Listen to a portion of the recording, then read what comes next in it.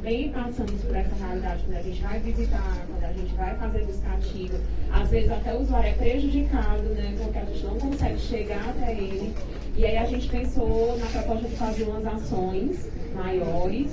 São 246 famílias, né, se eu não me engano, 248. E aí, assim, são muitas pessoas. Aí tem gente que vai me dizer assim, mas eu já atualizei meu cadastro.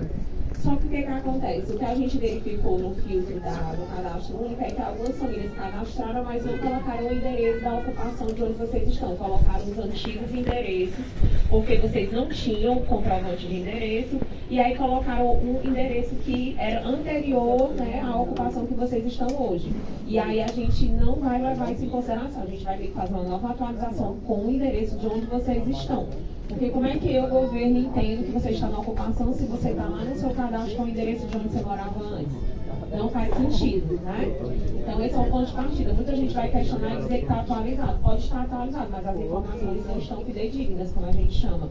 E aí não é porque a gente acha que vocês estão burlando o sistema. Às vezes foi a estratégia que vocês tiveram pela dificuldade de acesso, pela falta de orientação, da questão desse comprovante de endereço. A gente até conversou com a doutora e disse, doutora, existe um instrumental que não é criado por Fortaleza, é do Ministério. Ninguém pode ser impedido de realizar o seu cadastro único pela ausência de comprovante de endereço. Por quê?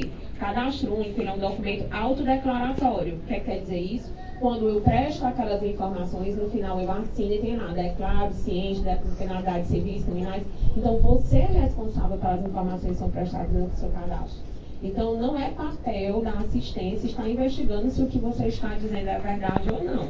A gente vai orientar, claro. Por exemplo, quando eu vejo que a família, ela, por uma estratégia de sobrevivência, ela quer dizer uma outra informação, eu vou dizer, ó, a senhora sabe que se a senhora declarar dessa forma, a senhora pode ser que não dê certo, isso aqui para a senhora, assim, mas mesmo assim a senhora quer, vocês têm o direito de fazer a escolha.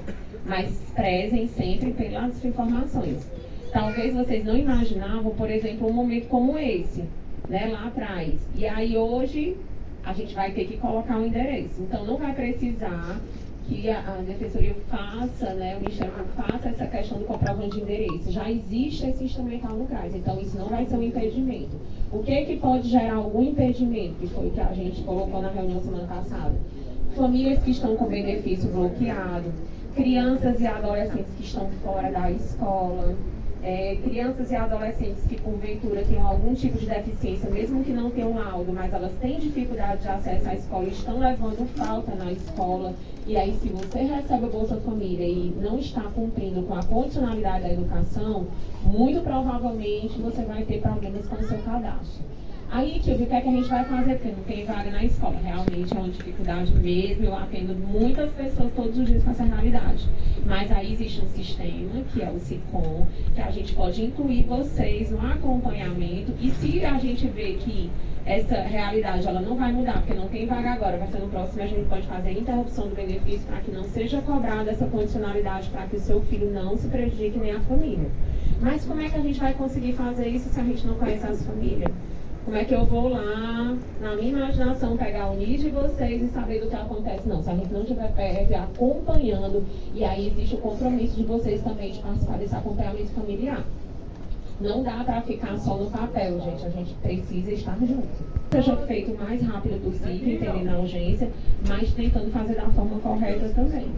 Certo? Então, por exemplo, quem tem problemas de documentação, né, que a doutora já colocou aqui pra gente, que algumas pessoas estão com problemas de certidão de nascimento, RG, qual é a única situação que você pode ser impedido de fazer o cadastro? Se você, a gente chama de família unipessoal. O que é família unipessoal? É uma família que é composta por uma única pessoa. Aí o governo chama de unipessoal. Por exemplo, um BPC, um idoso que mora sozinho, ele é unipessoal, mesmo que ele não receba Bolsa Família. Isso não tem nada a ver com Bolsa Família, tem a ver com o perfil do seu cadastro.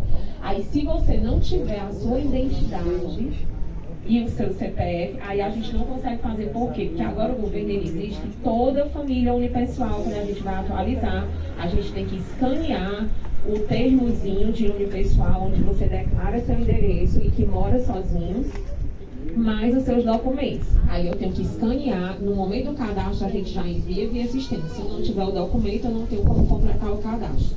É a única situação que você pode ser impedido naquele momento, né, de fazer. certo? Por exemplo, que eu tenho minha identidade, mas a minha foto é de criança.